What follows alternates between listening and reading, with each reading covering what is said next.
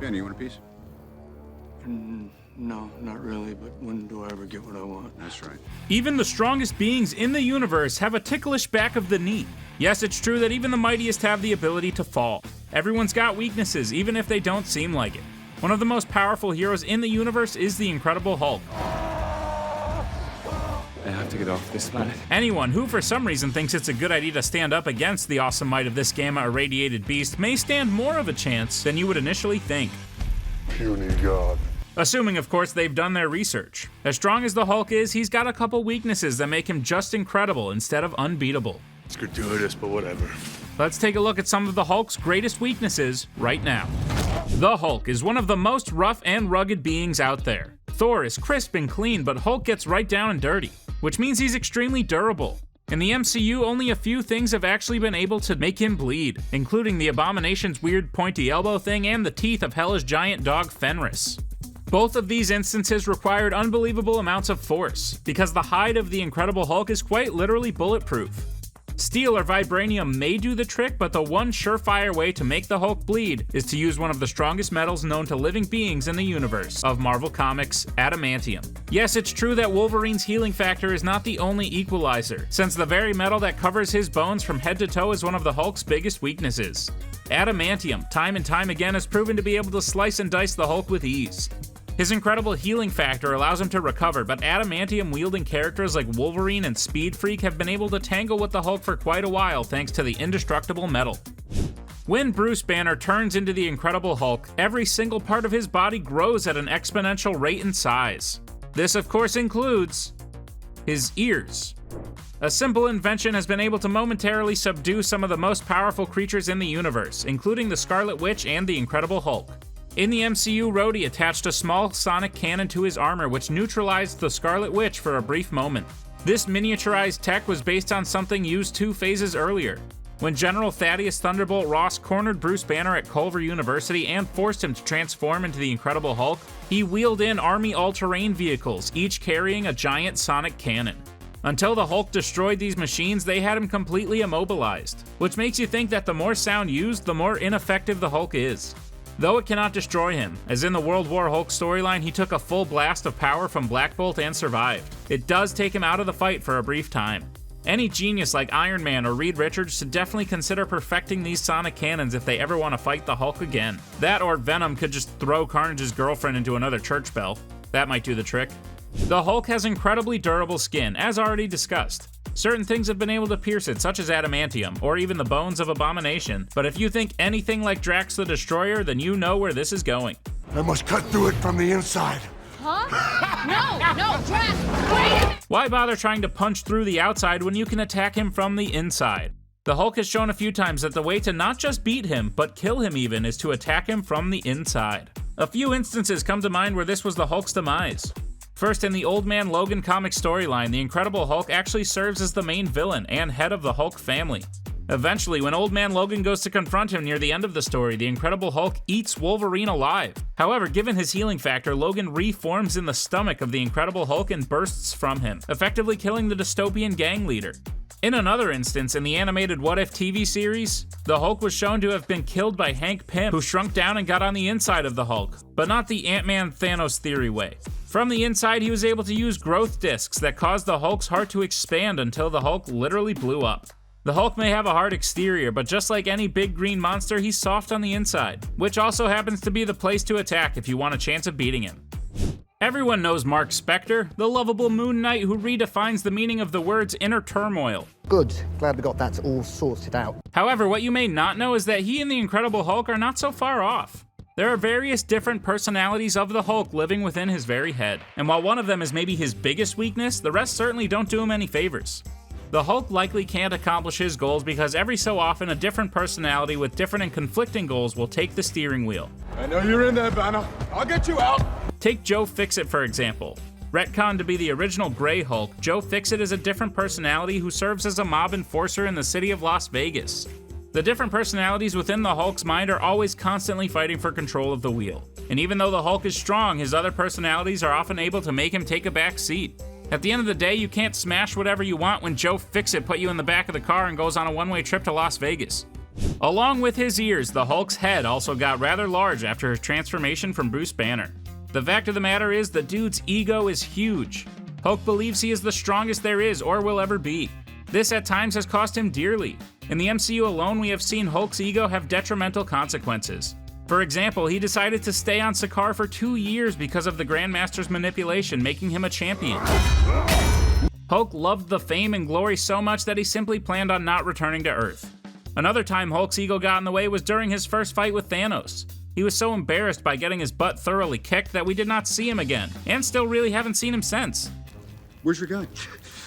I don't know. We should have been having a thing. There's no time for a thing. Since then, the Hulk personality has been gone from Bruce Banner. This is very accurate to the comics, as the Hulk's ego often makes him get in fights with stronger beings, or even hunt down those who claim to be stronger, unnecessarily creating conflict, and causing destruction in the wake of battles between large gamma-powered beasts. It's no secret that the Hulk's brains are not his strong point, so playing to his ego is a great way to get him to do what you want. So now you know about Hulk's multiple personalities, but do you exactly know why? Many have theorized that these personalities stemmed from the harsh, abusive childhood that Bruce Banner grew up in. Truthfully, one of the Hulk's biggest weaknesses is his father, Brian Banner. Just bringing up the name sends Hulk into a rage that he cannot control. Long story short, the Hulk has daddy issues. For good reason too, since his father used to abuse him as a child and even killed Bruce's mother right in front of him. The fact that Brian Banner also became an all-powerful demon aligned with the one below all also makes him a formidable Hulk villain. However, I don't really think he even needed that. Bruce's father is amongst some of the worst Marvel dads, and even used his son in his gamma experiments, likely leading to his eventual transformation and personality split, all of which hate and fear the man responsible for their life. Basically, if you want to avoid a big green fist in the face, don't mention fathers, father figures, or even pretty much anyone named Brian. Believe it or not, the Hulk has actually showed proficiency in resisting mind control. Perhaps it's his thick skull, but still, some of the most powerful telepaths in the world have exploited this weakness of the Incredible Hulk. Most notably, the Red Skull once ordered the villain Mentalo to take control of the Hulk's mind and turn him into a slave. He even attacked the Avengers at the request of this mind controller. In another story called War and Remembrance, Apocalypse successfully brainwashed the Hulk and convinced him to become one of his horsemen called War. As I said, he has shown an uncanny ability to resist certain attacks from people like Professor X. But at the end of the day, the true Hulk's mind is somewhat dim-witted, and open for attack by some of the world's most powerful minds. Especially when people take advantage of the Hulk's traumatic past, they are completely able to make this powerful rage machine do their bidding. It's controlling the Hulk that makes characters with mind abilities so powerful. I want the big one. The Hulk is a giant being full of gamma energy. When it comes right down to it, that's what gives him his incredible strength and power. So needless to say, but those with the ability to absorb and manipulate that type of energy are definitely able to exploit a weakness of the Hulk. At his most powerful, the Red Hulk has shown the ability to absorb gamma radiation, meaning he could theoretically drain the Hulk of all his power. However, this was demonstrated most when the Hulk came up against the Silver Surfer. These two heroes have actually done battle on more than one occasion, and have a long storied history that basically sees them tied in terms of who has won. The Silver Surfer at one point, however, was able to exploit this weakness of the Hulk and win much more easily than he's used to. With the power cosmic, the Silver Surfer is able to absorb different kinds of energy, and he completely drained the Hulk, reducing him back to Bruce Banner, and easily ending the fight. Characters like Odin and versions of the Abomination have also shown this ability, meaning several people have the ability to take down the Hulk, perhaps without even knowing it. There is a reason that superheroes have secret identities. The fact is that supervillains can easily get to them because just about any hero's weakness is the people they care about. And unfortunately for the Hulk, he's a big old hopeless romantic. Any woman Hulk happens to be in love with at the time becomes his Achilles heel. Time and time again, he has had to surrender or even lost fights because his love Betty Ross was in danger. In the MCU, he nearly was captured by the government just to see Betty again. He also eventually fell in love with Natasha Romanoff, and his feelings for her nearly made him sit out of the final fight against Ultron, which would have surely led to the Avengers' loss. Overall, the Incredible Hulk's love interests are well known to heroes and villains alike, and they become easy targets for anyone trying to get at the big green guy's heart. It's a good thing pretty much all of his love interests eventually gain powers and can hold their own. At that point, kidnapping them just makes the Hulk angry with no fear of fighting back. Truthfully, the Sentry is everybody's weakness. However, the Hulk is one of the only ones who stands a chance against him, and has even defeated him before. However, the Sentry often uses the Avengers' secret weapon when the Hulk gets out of control. Robbie Reynolds accidentally took a gold Super Sentry serum, which gives him powers on par with Superman. He's one of the strongest heroes in the Marvel Universe, and people have gone back in time to try and prevent his birth because of how much of a nuclear deterrent he becomes. At the climax of the World War Hulk storyline, the Hulk was actually able to defeat Robbie Reynolds, the Illuminati's last-ditch effort to defeat him. But outside of that instance, the Sentry is a being that the Hulk truly fears. In fact, the Sentry doesn't always use his fists. He is sometimes able to use the golden energy he emanates to calm the Hulk back down into his human form. It's the ultimate lullaby. Superheroes' weakness is often their equal in power on the dark side, or in the Hulk's case, on any side, really. Hulk is a large gamma-irradiated being, which means he can beat just about anyone, unless of course you put him up against another giant gamma-irradiated being. Hulk is definitely the original, but there have been so many offshoots, sequels, and wannabes that have derived from the Jolly Green Giant, and all of them pose a serious threat to the Hulk. There are obvious characters like the Red Hulk and Abomination, who Hulk has done battle with time and time again, and though he usually comes out on top, they are definitely not easy victories.